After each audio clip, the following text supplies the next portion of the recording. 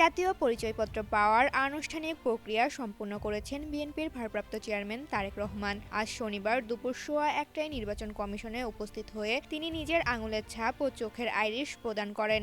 এর আগে এনআইডি মহাপরিচালক এএসএম হুমায়ুন কবির সাংবাদিকদের জানান, তারেক রহমান আগে থেকেই অনলাইনে নিবন্ধনের আবেদন ফর্ম পূরণ করেছিলেন। আর সশরীরে উপস্থিত হয়ে বায়োমেট্রিক তথ্য প্রদানের মাধ্যমে তিনি নিবন্ধনের শেষ ধাপ সম্পূর্ণ করলেন।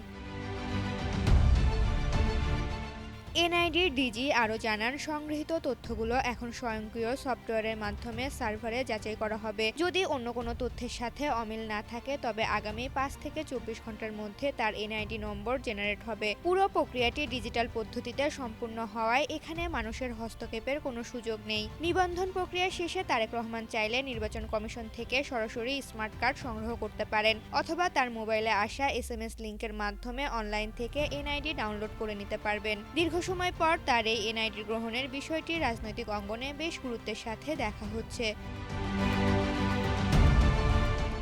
ঋতুপর্ণা, জনকণ্ঠ।